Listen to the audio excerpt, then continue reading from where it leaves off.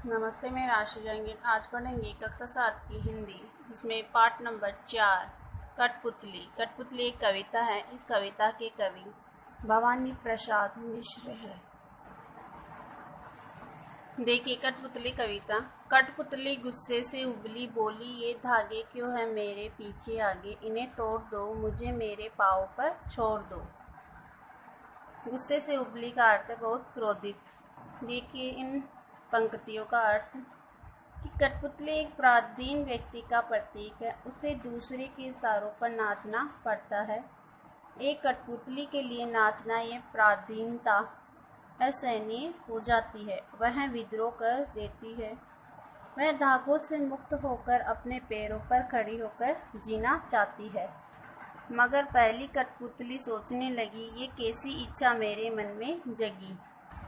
अन्य कठपुतलियाँ भी उससे अपनी सहमति प्रकट करती है, किंतु पहली कठपुतली सहसा ठिठक जाती है। वह सोचने लगती है कि क्या वह अन्य कठपुतलियों की स्वतंत्रता ही जिम्मेदारी निभा पाएगी। सुनकर बोली और कठपुतलियाँ कि हाँ, बहुत दिन हुए हमें अपने मन के छंद छुए। मन के छंद छुए का अर्थ है मन की इच्छाएं, मन चाहा।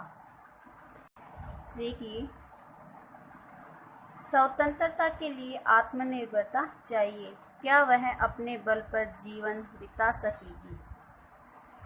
कठपुतली कह रही कि हमें बहुत दिन हो गए अपने मन के छंद छुए, यानी अपने मन की इच्छाएं प्रकट करने के लिए। कवि ने कठपुतलियों के माध्यम से पराधीन लोगों में स्वतंत्रता और स्वावलंबन का भाव जगाने का प्रयास किया है इन पंक्तियों के माध्यम से।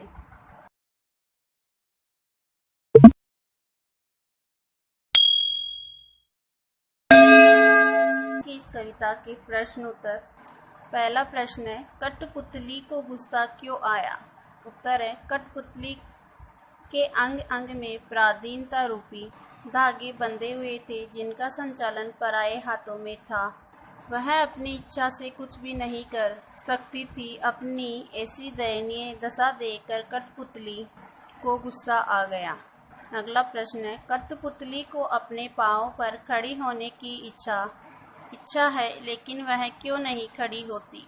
देखिए कठपुतली क्यों खड़ी नहीं होती है। उत्तर देखिए, कठपुतली स्वतंत्र होना चाहती है, वह स्वावलंबी बनना चाहती है, लेकिन स्वतंत्रता के साथ आने वाली जिम्मेदारी और अपनी क्षमता के बारे में सोचकर वह झिझकती है। अपने पैरों पर खड़े होने के तात्पर्य है आत्मनिर्भर होना, किसी से सहायता की अपेक्षा न करना। कठपुतली बिना दूसरों की सहायता के हिलडुल भी नहीं सकती।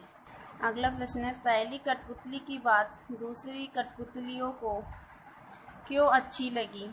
उत्तर है, पहली कठपुतली ने पराधीनता के बंधनों से मुक्त होकर अपने बल पर जीने की इच्छा व्यक्त की थी। दूसरी कठपुतलियां भी पराधीनता का कष्ट भोग रही थी। वे अपने मन की इच्छा के अनुसार जीवन नहीं बिता पा रही थी, इसलिए पहली कठपुतली की बात उन सबको अच्छी लगी।